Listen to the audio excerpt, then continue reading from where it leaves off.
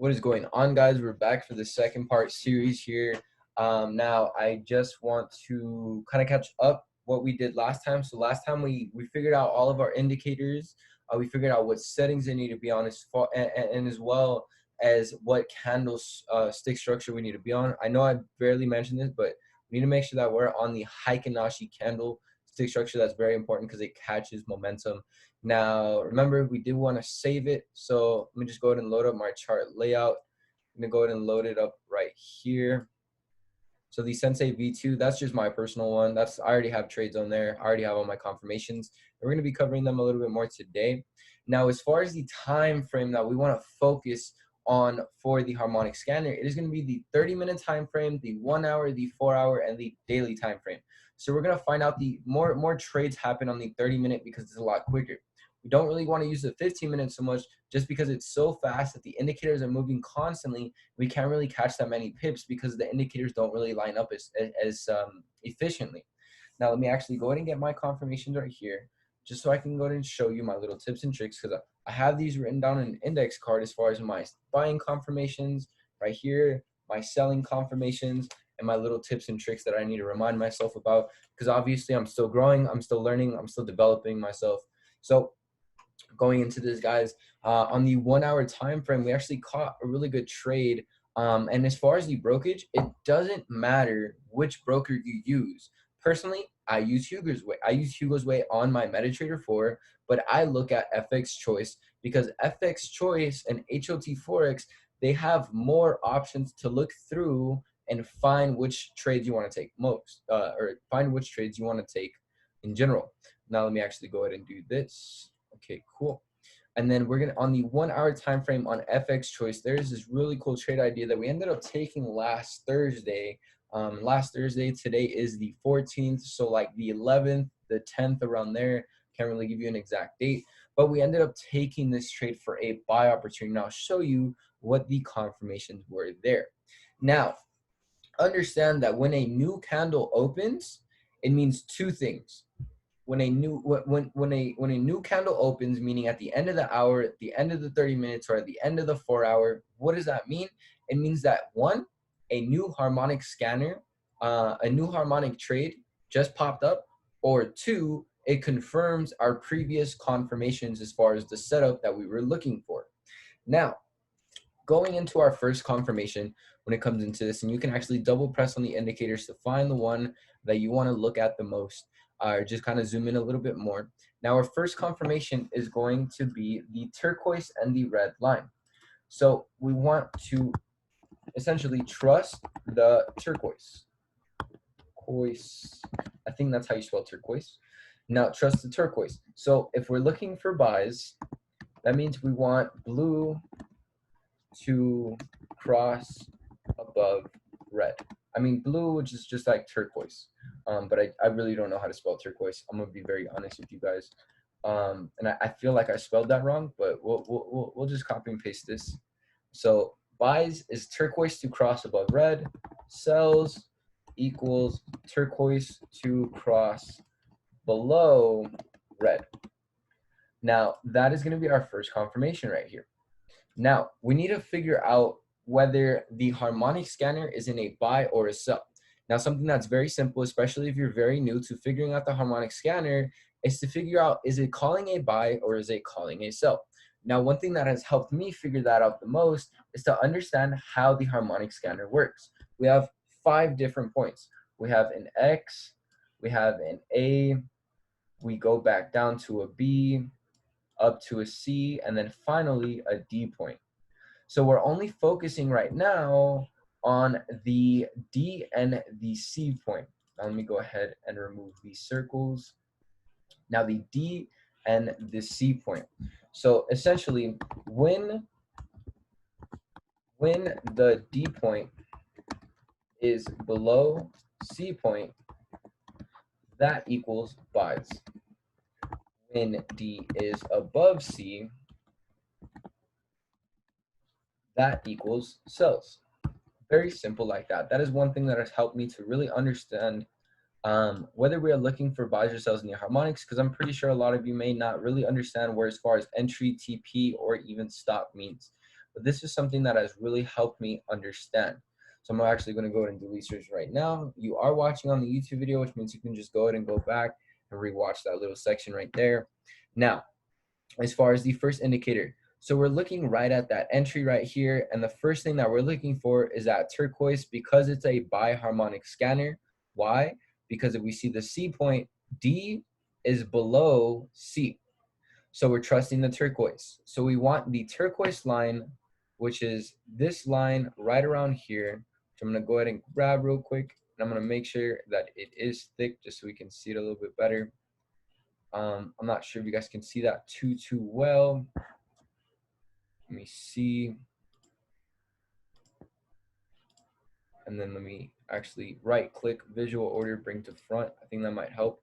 But if you guys actually just look very closely right here, you can see that turquoise line. Let me see if I can actually make that a little bit bigger. This might bother me a little bit. Like that. So you guys can see it, right? Oh, I think it disappeared. Okay, cool. Anyways, so cool. And then, okay, so you guys can see the turquoise line right here. So you see the turquoise line crossing above the red line. Well, where does that cross happen? If we grab right here on the left side, we go to our tools, we press on this little arrow to the side, and we add a vertical line just to confirm our confirmation. So we see right here it's below the red line, and we see right here it's above the red line. So our confirmation is going to be where it crosses above. So I'm going to go ahead and grab this line. I'm going to make it blue just so because it stands out a little bit easier. And that's going to be our first confirmation right there. Now let me actually go ahead and grab this. Where did it go? It's right here. Cool. So that's going to be our first confirmation right there. Now we know that that is 1/4 out of our confirmations all the way done so that we can go ahead and take this buy opportunity. Now, the second confirmation is going to lie inside of our RSI, our money flow indicator, and our momentum indicator. And all we are looking for is a cross to one side. Now, what is the difference between these two sides? On the top side, they are buys, or on the top side, it is essentially buyer's territory. And then on the bottom side, it is essentially the opposite. So what's the opposite from a buy? A sell. Seller's territory. I think that's how you spell it. So we have two different territories. I feel like I spelled that wrong. I'm not sure. It looks weird. But all we are looking for is a very clear and a very significant crossing to one of the two sides. So if all of the indicators are on the bottom side, just as it would be crossing below right here, that means we're setting up for a sell confirmation. But we are in a buy harmonic, so we're looking for that cross to the buy to the upside right here. So where is it that it ended up crossing? Now, if we look right here, you know, they're all right kind of below. If we go to the next one, you see how this the red and the fuchsia color are kind of above, but the green one's still below, so that doesn't count. This one right here, all right, fuchsia and red are right there, but green is just on the line, but that doesn't really count. We want to see that clear crossing. So one thing that you can add to your notes is that the candle after the cross equals the confirmation. So this is where the cross was, but the candle right after it, that equals our confirmation. So whenever we're actually moving this blue line, what it's doing is that it's sticking itself to the candles that are up here on the actual chart itself. So the candle after the cross equals our confirmation. So this is where our confirmation takes place. That's Euro JPY. Now, right here, the next confirmation that we're looking for is going to take place within our directional movement indicator, which is telling us who has more territory, the buyers or the sellers. Now, within this, guys, understand that Sensei is a momentum catching trade. So we are focusing on entering the roller coaster as it's already falling or as it's still going up with speed, or just like a river, we're jumping right in the middle of it through the current so that we can ride with the current itself. So the DMI, what we're going to be focusing on is two things. For essentially, for buys, so buys equal blue over red. Sells equal red over blue. That's all we're looking for. And if you want to get a little bit more confirmation with it, the DMI or the ADX line has to equal or has to be greater than or equal / greater than, I think, how do you do the sign? I don't know, we'll just do that. Greater than 20. the value of 20. So that's what we're looking for. So one thing that we want to go ahead and do is grab a horizontal line, place it on the chart, go to the settings for it, make sure that line is black, make sure we can see it a little bit better. Coordinates, place it on 20, all we're looking for. And then I'll probably make that a little bit thicker just so you guys can see it. So that's going to be at 20 right there. Let me actually go ahead and make this kind of dotted as well. So that's what we're looking for. Now our first confirmation lined up here, our second confirmation lined up an hour later. Now our third confirmation, where does it really line up? So as far as our third confirmation, we're looking for blue to cross above red. Now, if we kind of double press on this, where does that happen? Where does blue cross above red? Somewhat in this general area. So we see where it happens is that it kind of happens right around here, blue above red. So let's go ahead and grab our vertical line. Let's go ahead and place it right where it happened. Now remember, guys, the candle after the cross equals our confirmation. So this is where the cross was, but the candle after the cross equals our confirmation. At the same time, our black line, which is AKA our ADX line, is above 20. So that's what we're looking for. So now we have 3 out of 4 confirmations that we're looking for before we can actually enter the trade to see where we're going to want to go. Now, the fourth confirmation is going to be the MACDs. Now, as far as the confirmation within the MACDs, if it's buys, if it's buys, focus on green going up. Sells, focus on red going down. So green essentially means buyers and red means sellers. So because this harmonic scanner, the harmonic scanner is not a sell in this predicament right here in this example, that means we're focused on the green line. So we want the green line to cross, where do we want it to cross? Above the median, which is the 0 line right here. Now, we want to grab our vertical line. So where does it cross? If we place right here, all right, green line is still below, no, right here, okay, cool. So green line is right at that 0 line. Now remember, guys, the candle after the cross equals our confirmation. So right here, this is where the cross was, but the candle after that equals our confirmation. So right here, all 4 of our confirmations lined up where we want them to be. Now, another thing that we need to know is that we need at least 15 pips away from our take profit for it to be okay to take the trade. So if we focus right here, we go from this, our last confirmation, and we go all the way up, which is this candle right here. We go from where it's at, and we go to the top right here. From where we're at right now to the next take profit, it is 50 pips, which means that is okay for us to take the trade. Now we want to enter at the close of the candle. So when this candle closes, now within Heikinashi, understand that, and let me go ahead and zoom in on this just so I can show you as far as how the candles move, because I know they look kind of weird. Now, a candle, it opened.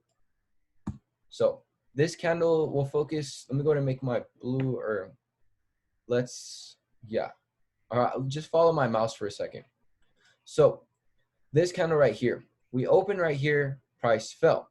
Now the next candle, it's going to open at the middle of the previous candle, but essentially it's still at the same price value. So when you see this candle open, it'll automatically go to where it's at. It won't gap up in price. It's just that fill. That's how Heikinashi works.